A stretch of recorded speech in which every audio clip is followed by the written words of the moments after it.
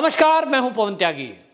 राकेश टिकैत और किसान नेता चंदूनी ने केंद्र सरकार को धमकी दी है, देख लेने की धमकी दी है। वहीं राकेश टिकैत ने तो निहंगों का पक्ष लेते हुए यह तक कह दिया कि जो सिंगू बॉर्डर पे हुआ है उससे किसान आंदोलन का कोई लेना देना नहीं है, वो एक धार्मिक मामला है, वो उनका पर्सनल मामला है। जब एएनआई के पत्रकार ने पूछा कि ये जो निहंग हैं ये यहाँ 200 की संख्या में प्रतिदिन घोड़े और तलवार भाले के साथ यहाँ हैं, इस पर वो बोल रहा है कि अभी इनकी जरूरत नहीं है, हमने कह दिया कि तुम अभी चले जाओ, जब जरूरत पड़ेगी जब इन्हें बुला लेंगे। और ये हमारे फ्रंट लाइन सेना है, उनको सेना कहा है। अब सवाल ये उठ रहा है कि एक तरफ निहंग ये बोल रहे हैं कि हम पुलिस और किसान नेताओं के बीच की दीवार हैं, हम किसान नेताओं के पक्ष में खड़े हुए हैं, ये यहाँ धरना प्रदर्शन करें और पुलिस को हम इन तक नहीं पहुंचने देंगे, इसलिए हम यहाँ आए हैं। दूसरी तरफ राकेश टिकैत ये कह रहे हैं कि हमारा इनसे कोई लेना देना नहीं है, अभी हमने कहा है जब जरूरत पड़ेगी तब बुलाएंगे। यानी जब आपका कोई लेना देना नहीं है तो ये आपके कहने से आए, अब आप इनको वापस भेज रहे हो, फिर आप इनको बुलाओगे तो क्यों बुलाओगे? राकेश टिकैत जरा ये बताएं कि जिसको ये सेना बता रहे हैं वो सेना, आपकी सेना, राकेश टिकैत जी आपकी सेना, आप उसको क्यों बुलाओगे? आप कह रहे हो जरूरत पड़ेगी तो बुला लेंगे, किससे लड़वाने के लिए बुलाओगे? आपने पूरे ये जो सिंगू बॉर्डर है इसको लेकर बयान दिया जो कि काफी शर्मनाक है। आपने कहा कि सिंगू बॉर्डर पे जो हुआ है वो तो सरकार ने करवाया है।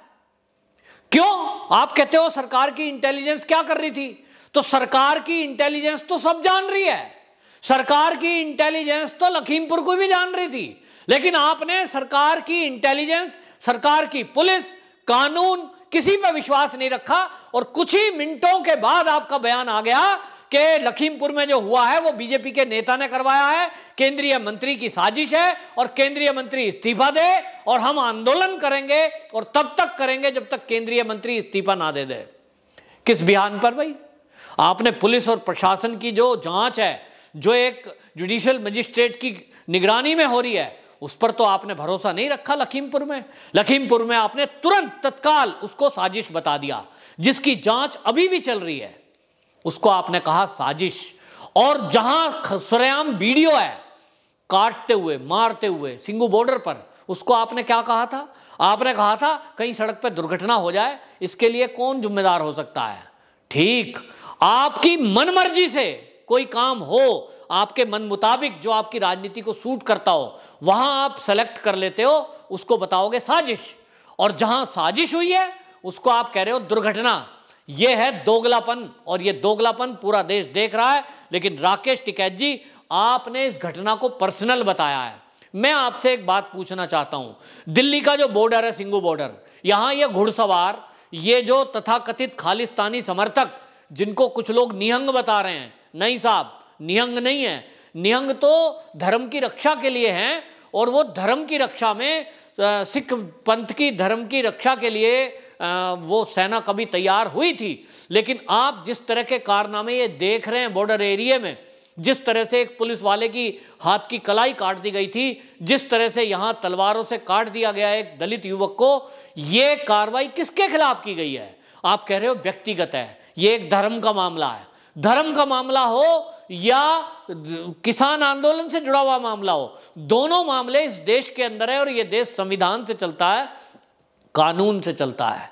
लेकिन आप कह रहे हो कि यह केंद्र सरकार ने कराया है, इसका मतलब आप पूरी घटना की जिम्मेदारी केंद्र सरकार को कहकर एक तरफ से ये जो हत्या की है दलित की, इस हत्या को आप जायज ठहराने की कोशिश कर रहे हो। आपने पहले दिन बयान दिया था ये तो दुर्घटना है, दुर्घटना हो जाती है, तो आपको लगता है कि ये किसी दलित की हत्या जिसके पीछे को अभी छोटे छोटे बच्चे रह गए हैं, उसको आप दुर्घटना बता रहे हैं?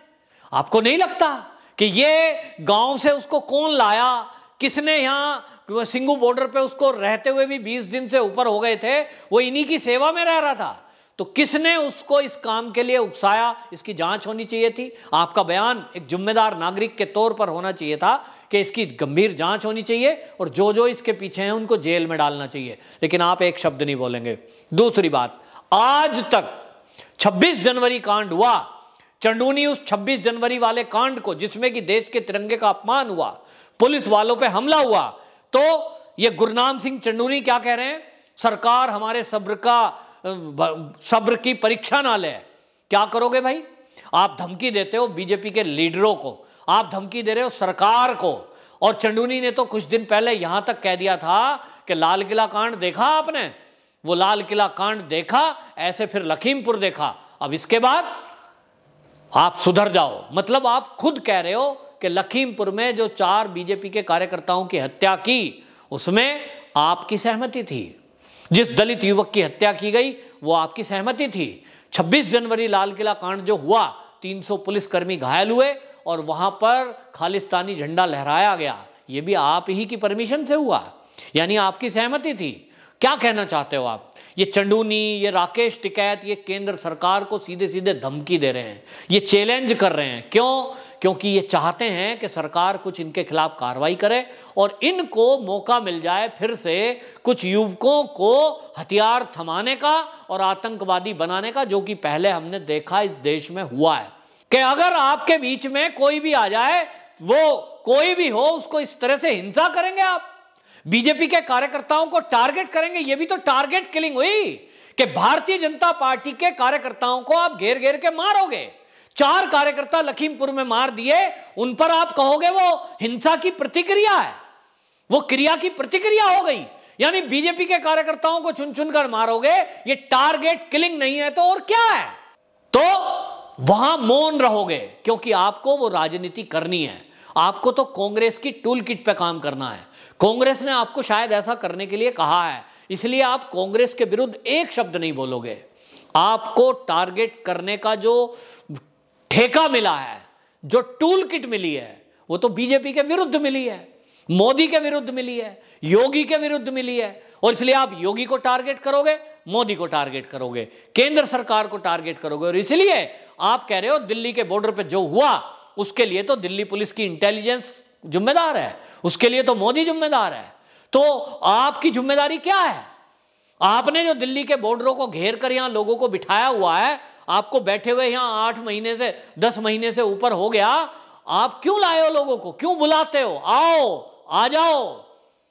यह आपकी जिम्मेदारी है क्योंकि आपने इस पूरे आंदोलन को हाईजैक किया हुआ है। और जो किसान है, जो इस देश के किसान हैं, वो 3 कृषि बिल से कोई नाराज नहीं है, ये केवल आपका मुद्दा है। और जिस तरह से आप एक सिंगू बॉर्डर पे दलित की हत्या को पर्सनल बता रहे हो, धर्म का मामला बता रहे हो, ठीक इसी तरह ये जो किसान बिल के नाम पर दिल्ली के बॉर्डर को घेर के बैठे हो और देश में जगह जगह आप जो ये नाटक करते हो, ये आपका पर्सनल मैटर है साहब। ये किसान नेता के नाम पर जितने भी चेहरे आप देख रहे हो, ये इनका पर्सनल मैटर है। और पर्सनल मैटर ये है कि इन्होंने बीजेपी को हराने की सुपारी ली है। नंबर 2, जो मुझे लगता है अभी जांच का विषय है, वो केंद्र सरकार उस पर ध्यान दे रही है, जांच एजेंसियां उसमें लगी हुई हैं कि क्या इस किसान आंदोलन के पीछे खालिस्तानी मूवमेंट को इस देश में फिर से लागू करना और उस मूवमेंट के जरिए दोबारा से आतंकवाद को फिर से बढ़ावा देने के लिए कहीं ये किसान नेताओं का इस्तेमाल तो नहीं हो रहा है। इस पर भी जांच हो रही है, इसका खुलासा अभी कुछ दिनों में होगा। लेकिन इतना जरूर है कि जिस तरह से चंडूनी और राकेश टिकैत के बयान आए हैं, ये एक तरफ केंद्र सरकार को धमका रहे हैं, दूसरी तरफ इस तरह से खालिस्तानी समर्थकों का ये साथ दे रहे हैं, खुलकर उनको क्लीन चिट दे रहे हैं। वहीं लखीमपुर के मुद्दे पर 4 भाजपा के कार्यकर्ताओं की हत्या को ये जायज ठहराकर कहीं ना कहीं हत्यारों के पक्ष में खड़े हैं। वंदे मातरम।